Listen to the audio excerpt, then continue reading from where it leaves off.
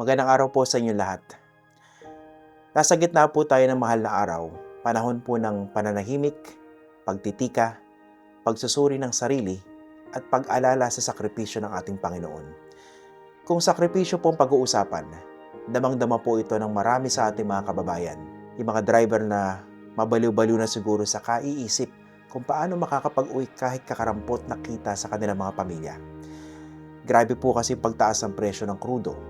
Habang nagbabakbakan sa Iran at iba pang bahagi ng Middle East, tayong maliliit, tayong mga ordinaryong Pilipino ang mas nakakaramdam ng hugupit ng krisis.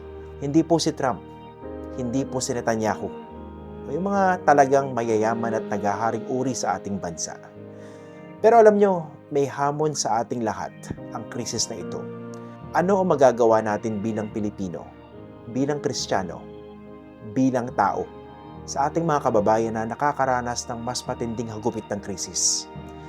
Pag pinag-usapan po kasi ang pananampalataya, kailangan may aksyon, kailangan may pagkilos, kailangan may pagtulong.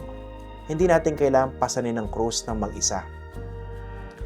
Recently, viral po sa social media yung mga small acts of kindness ng mga kababayan natin. Yung mga nag-aabot ng mga sobrang pamasahe sa mga jeepney driver, yung nagbibigay ng libreng full tank sa mga tricycle drivers, yung mga nagdaragdag ng tips sa mga delivery riders. Marami pa pong ganitong pagtulong na alam natin na hindi lang nababalita o nagiging viral. Pero alam po natin, nangyayari. Yan po ang faith in action. Sa kabila ng pagkakawatak-watak nating mga Pilipino dahil sa politika, nakikita po natin na mas umiiral pa rin ang pagiging tao at Kristiyano natin sa panahon ng krisis. Tuloy-tuloy lang po tayo dahil matagal pa po ang krisis na ito. Kung bawat isa ay titingin sa kaliwa at kanan at pagtatanong, kumain na ba yung kapitbahay ko? Ang epekto ng krisis ay hindi magiging ganun kabagsik. Pero syempre, hindi dapat gamiting dahilan ang pagdadamayan para maging kampante ang mga nasa kapangyarihan. Ang pagkakaisa ay nangangahulugan din ng sama-samang paghiling ng accountability. Imagine niyo po, kung hindi kinirimbat ang bilyong-bilyong pisong budget para sa flood control, kung hindi dinala kung saan-saan ang milyong-milyong confidential funds na hindi naman kailangan ng inang ahensya in the first place, mas marami sana tayong pang-ayuda para sa mga nangangailangan ngayon. Siyempre, kailangan din po nating suriin ang mga maling pulisiya noon at ngayon na nagpapahirap sa ating mga kababayan ngayon.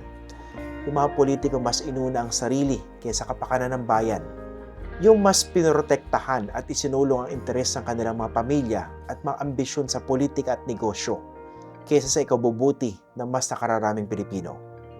Lahat po ito ay malinaw na kalbaryo sa ating lahat. Malinaw po ang mensahe ng mahal na araw.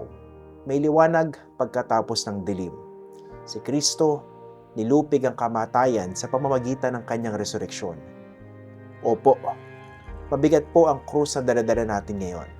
Pero maski si Kristo, tumanggap po ng tulong mula kay Simon ng Cirene habang buhat ang kanyang krus.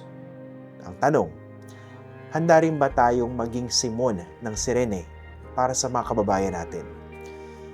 Ngayong Holy Week, huwag lang po nating tingnan ang mga sugat ni Kristo sa mga rebulto. Tingnan natin ang mga sugat ng ating mga kababayan na hirap sa buhay dahil po sa mahal ng bilihin. Doon natin simulan ang ating panalangin. Doon natin simulan ang ating pagtulong. Dahil sa huli, wala pong krisis na mas malakas kaysa sa pag-ibig na handang magbahagi. Ako po si Christian Esquera.